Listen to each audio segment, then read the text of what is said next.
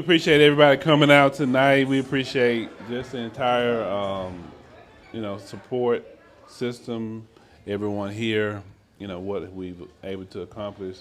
This is our first of many events, and we hope that you will just be looking out for our next events as we keep them coming. We got for our final guest, Travis Patterson, Patterson Homes, Memphis, Texas, 93 million in sales, 2022. That's right. That's right. 90, how many agents you got? 95 agents, right? That's it. 95 agents. And just, he's the ultimate salesman, right? Ultimate salesman. T.D. Jake said that, T.D. Jake said he can sell ice to an Eskimo, right? And so I believe, Travis, that sums you up,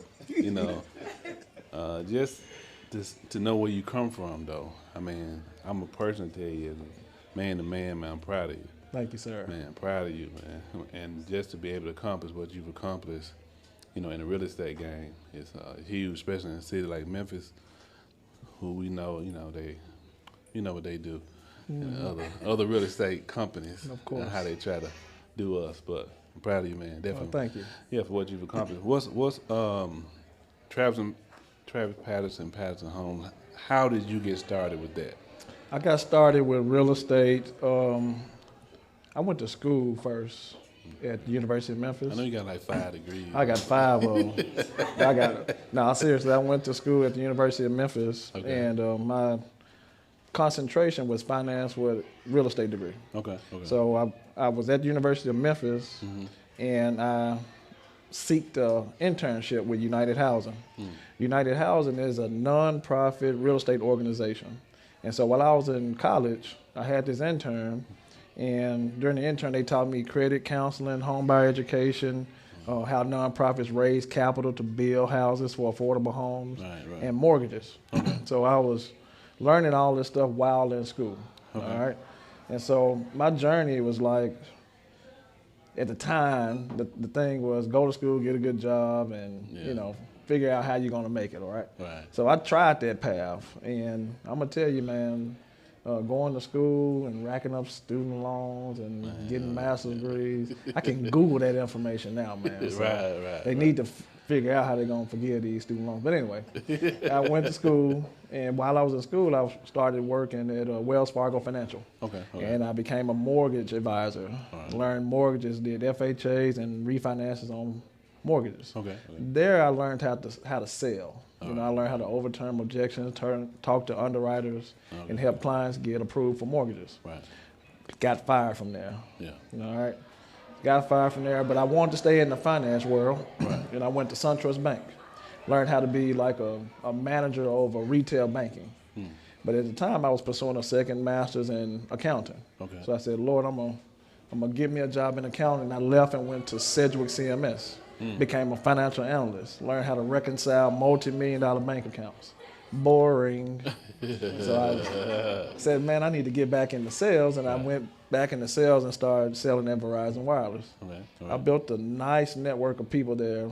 I was in the Forest Hill area, so I kind of built my clientele there. Little did I know I was pursuing a real estate license while working a job. Got fired from Verizon too. So when I left Verizon on 11/12 of 2013, and I said, this is the last corporate job I'm gonna have. You got to make this work. So got my real estate license, started with Keller Williams. I hated their commission structure. Left and went to this company called First National Realty. There I met this guy named Larry Mayall. He was my real estate mentor. He taught me how to become a broker, and his organization had 300 real estate agents. All right. He put me head guy in charge over 300 real estate agents in 2015. From 2015 to 2019, I ran his show, learned how to run a brokerage, and I managed those 300 agents. And guess what? Got fired from there too. But anyway, so when I left First National, I started Patterson Homes. I started with 8 people. We was in a little cubby, not no bigger than this, small room. And we just grinded out, man. And my whole thing was marketing and sales. So I got on Facebook every single day. And my mentality was like, I don't care how many likes I get. I'm just going to keep posting and keep throwing it out there. Right. And I built a nice referral business. Yeah. So I built my entire real estate business off Facebook and social media. Now I have 95 real estate agents on my team. Last year we did about 93 million in sales volume, and that's a big deal. Yeah. Half of the agents that's on my roster, they don't sell. Some people just come in and just want to hang their license and be on the roster so they can be active, you know. Yeah. But I got about 30 of them that produce. Right. Some of them are back here. Majority of them, you see? Yeah, so we produce sales volume. What our main thing is, we help people understand mortgages, help people buy and sell property, and we are investors too, and we help investors as well. So that's kind of how I got into real estate, and we're growing. Yeah, so we're growing definitely. So with that being said, and you know, transitioning from corporate America to real estate, like, what do you think is behind that? The growth in real estate, and everybody wants to be an investor, you know, things like that. What do you think is driving that right now? I think if people want to be an investor, they have to educate themselves on the process. You got to have the right kind of mind to be an investor, you know. For what I do, I'm a retail broker. I'm an investor as well, but I had to learn the business before I actually started investing. So being an agent actually taught me the business. I understand the emotions of a buyer, the emotions of a seller. I understand title work. I understand mortgages. I understand the business, how it works. So when it comes to investing in real estate, it's kind of easy, second nature to me. But when people get into investing, their main thing is they want to make a bunch of money, okay, obviously. And that is the goal. But it's processes and systems you have to put in place, and you got to have a right mindset to make this thing grow. You know, a lot of people get on there and say they make this and that off, you know, just getting in the game. It don't work like that.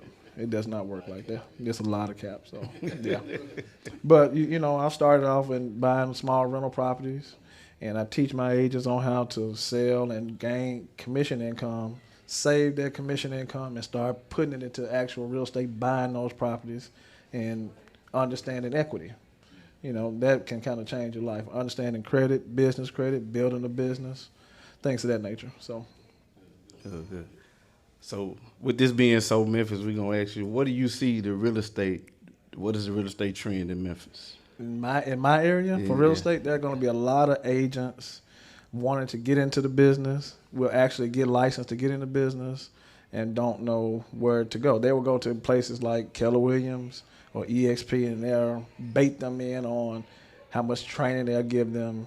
And I've been there. They don't give you the training that they say they're going to give you. And the reason why I grew my company so fast is because they would go to these brokerages and they'll get licensed and get stuck.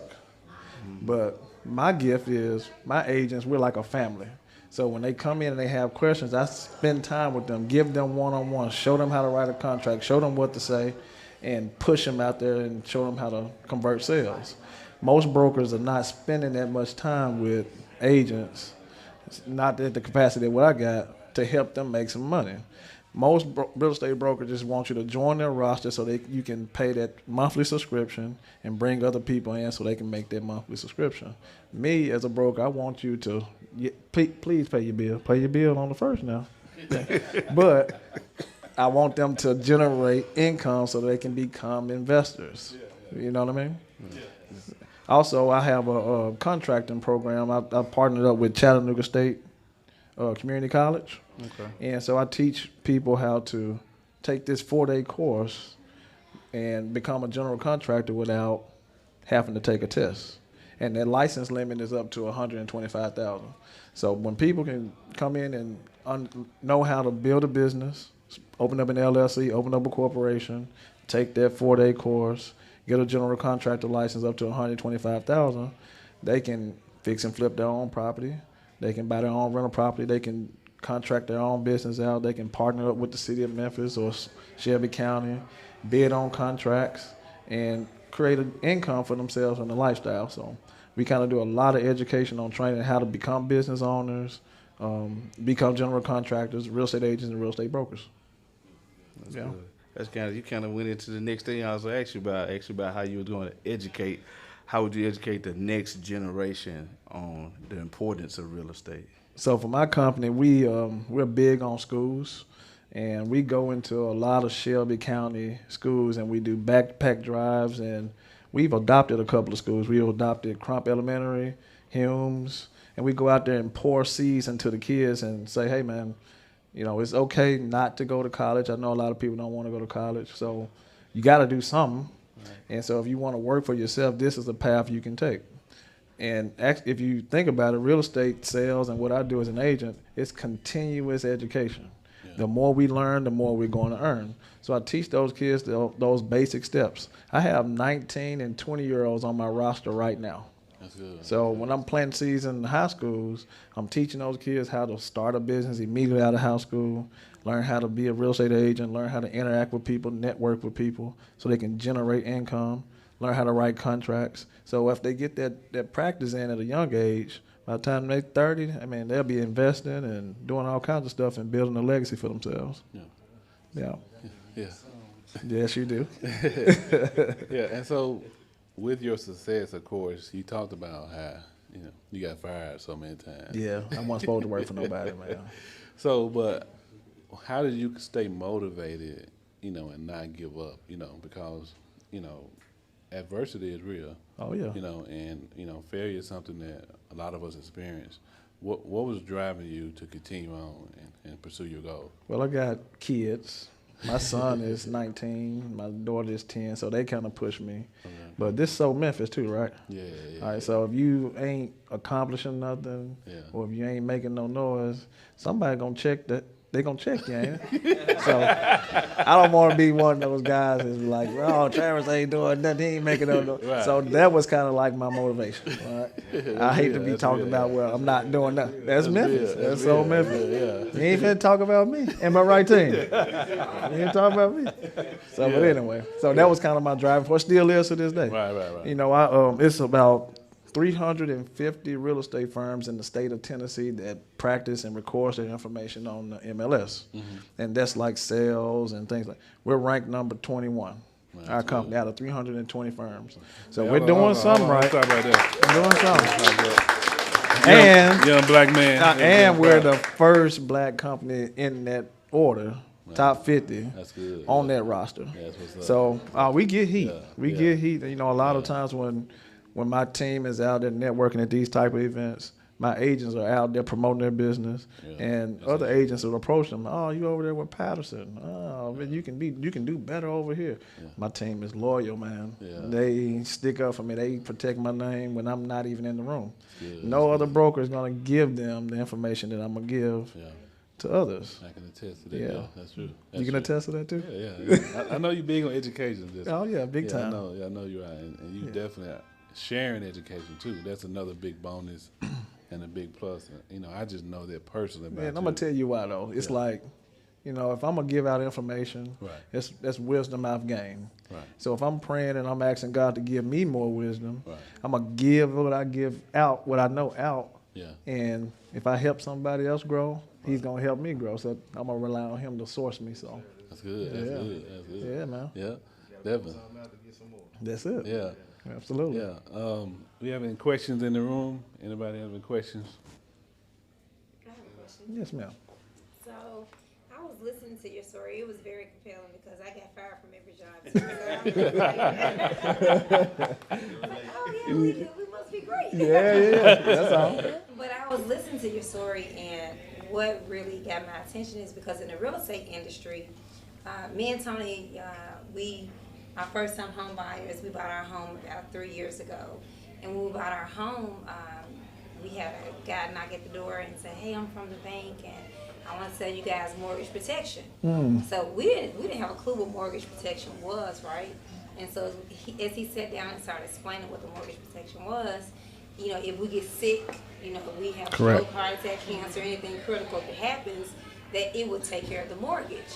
So I'm like, oh my God, yes, we need this. Sure. And then, you know, of course, he gave us the cost, and I'm like, oh my God, no. You don't need it.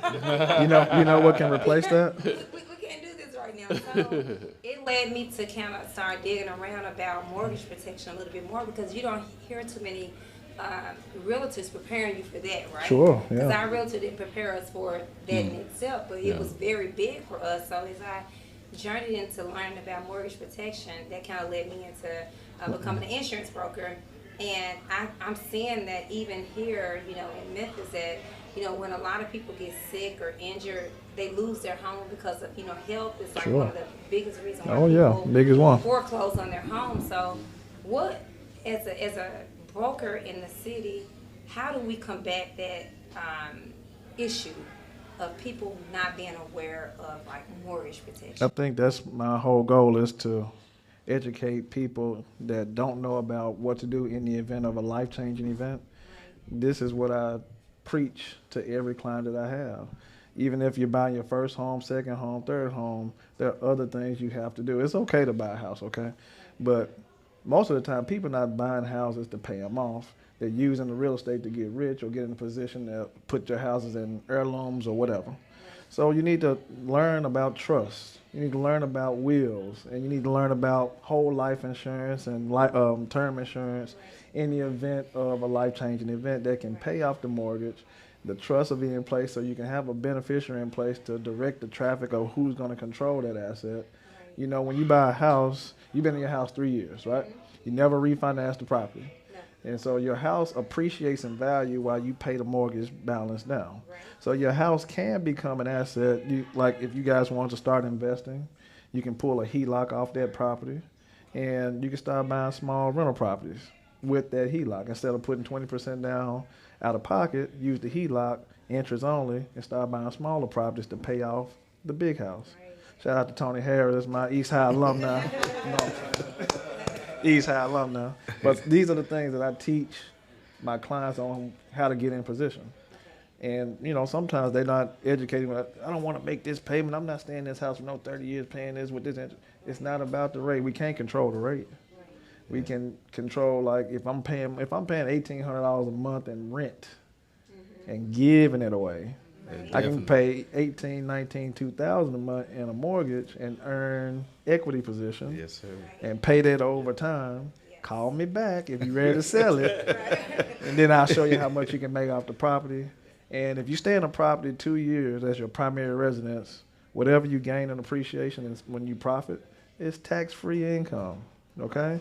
So if your house appreciated $150K over 3 years, which I'm quite sure it has, you can pull that money out off a HELOC tax-free, or you can sell the house tax-free, go buy another one, and keep investing until you get to your end goal.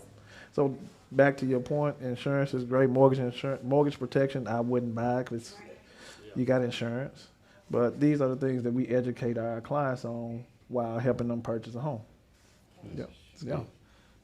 Anybody else want to throw a question out there? Yes, sir. Yes, sir. My question, as a successful black businessman, once you got to a certain pinnacle, did you ever experience like maybe larger corporate companies coming after you to sabotage Absolutely. you? Do it now.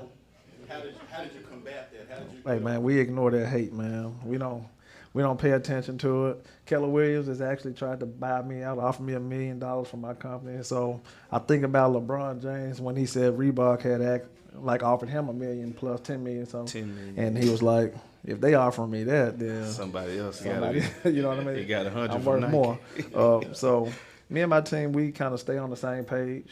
You know, they actually give me feedback on what they're saying about me out there, but the numbers don't lie, man. So, you know what I mean? If we look up the stats every month, you see us ranked 20, 21 out of 400 firms. We putting up $10 million a month, every single month, effortlessly. And that ain't even my whole squad. I say out of 95, maybe 25, 30 produce. And that's I'm paying awesome. $300K a month in commissions to my agents every single month. But yeah. Absolutely. Big time. Yeah. So I'll ask you about, you got a question? Go ahead. Oh, Chris. Go ahead. What's up, Chris? What's your question? So as a budding investor, what would be one of the best methods you would suggest me to approach when it comes to acquiring properties and moving forward with my money? Okay. So the first thing you should do is figure out what budget that you have, how much cash you got on hand to use to get started. You can get started with as little as $5,000, $10,000, $20,000. If your credit is good, you can go get you a line of credit up to $50,000 from Pinnacle Financial Partners.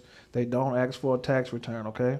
So you can go get that $50K line of credit and use that line of credit as a down payment towards an investment property. Chris and I actually flip property together, so that's why he's asking that. But we have some local lenders here, private lenders, that'll help you structure your deals. Corland Financial, who else we use? Avalon Capital. You know, these people will help you buy property, even if your credit is bad. They go based off the property. So if you know your numbers, for example, I bought a property from a wholesaler. Wholesale and retail are two different types of real estate. I bought a property for $32,000 in the like the 38122 zip code. The renovations on that property is going to be about $65,000 to $70,000. So I'm all in about $90,000. Okay. The after repair value of that property is going to be about $180,000, $195,000. I'm taking a 2-bedroom, 1 bath, and putting a 3-bedroom, 2 baths together and adding a garage in the back. So I'm raising the equity by renovating the property. Mm-hmm. So for simple math, guys, if you really want to know how a bank will give you money, even if your credit's bad, if you find a distressed property, dilapidated property, and you can get it for cheap, the bank will allow you to get 75% of what it will be worth after you fix it up.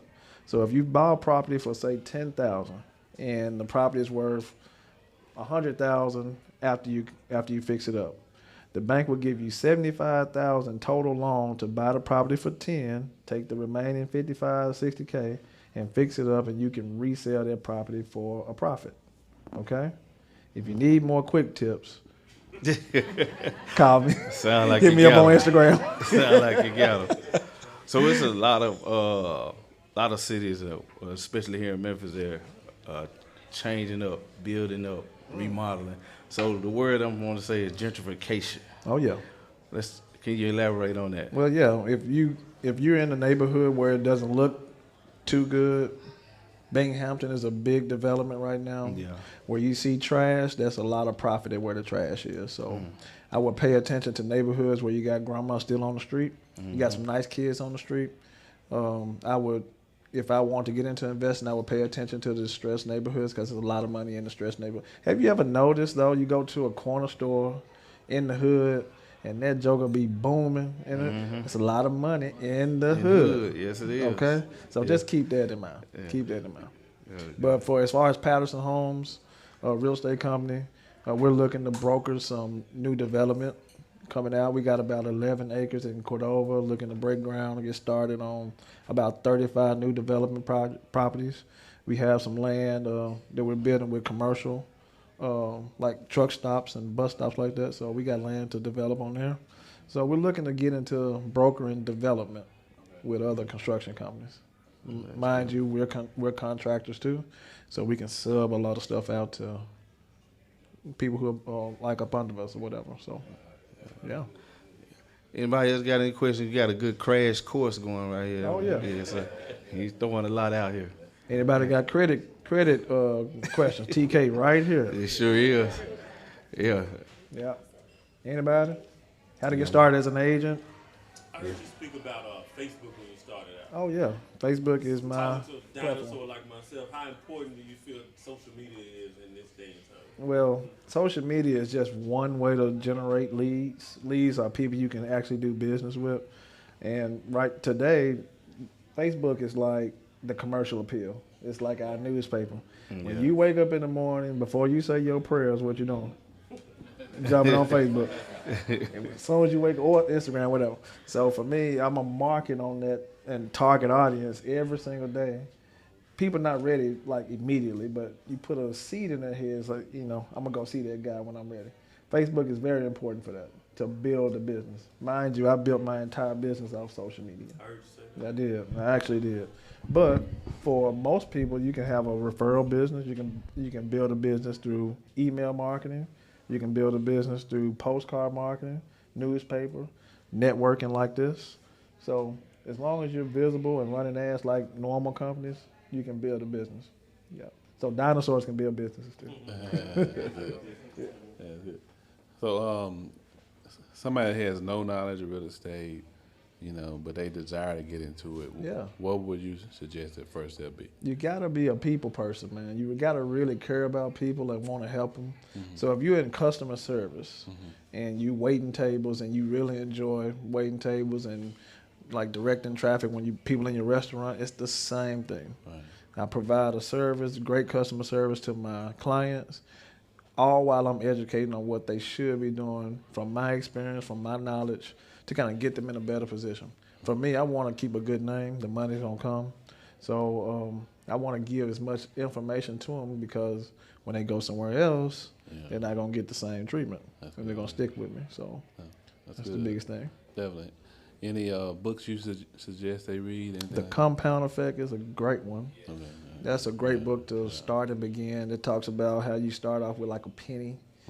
You know, if I was offered, what was the thing on Compound Effect?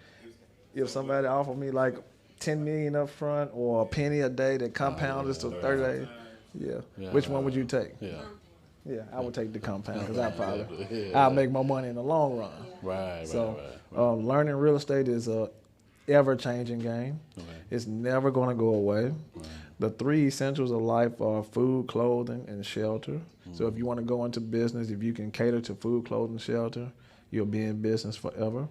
And as long as mortgages and rates are changing, laws are changing, and people need housing, multifamily, even single family, real estate is going to be here forever. So that's the reason why I'm going to stick with it. No, I agree. Any more questions? Anybody have? All right. No. I have one more. Sure. So, with you being a broker, and you said how many agents? 95. 95. So, out of the 95, you say you have like probably 30 that that are produce. just like active and producing. So, how do you? Because I know when you have a lot of agents coming in, and you're trying to determine who to work with. 'Cause, you know, you got to make that decision based off of Yes, how ma'am. bad they want it.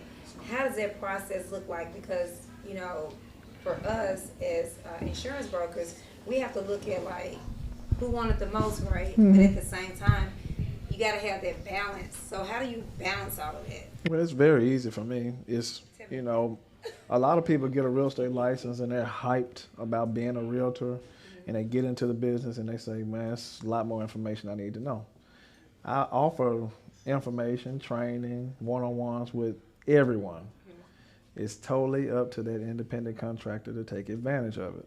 Now, I can coach you for so long, but I can't make you do it. But it's strength in numbers too as a broker. So the more agents I have on the roster, the better, because I'm receiving cash flow for my brokerage. They're paying a subscription to hang their license to keep active. Money comes into the brokerage, and I can reinvest that money into my agents. I offer marketing material, T-shirts, caps, hats, everything to get them started, everyday training. I take them out to different restaurants every single month to keep my culture and the morale really good, you know. And that's the reason why they deep back there now. So, you know, so I kind of, you know, the way I balance is I take really good care of them. I have a great commission plan for them. I'm on 100% commission, meaning if someone sold a house at $300,000, the commission is normally 3%. That equates to a $9,000 check. They only give me $300 out of that check. And so if they do that 3, 4, 5 times a month, and I do that out of 40 people, I'm fine as a brokerage. And I'm also receiving cash flow from the monthly subscription. I'm really fine if they just make their payment. But if they want to build their business and earn enough income every month, they can do so. Like last month, one of my agents made about $65,000, closed about 7 deals, did pretty much nothing to receive the income, and gave me, you know, $1,200 for those closings. You know what I mean? So that's like me taking care of the agents. They can make as much money as they want to, do their thing, market themselves, and build a business.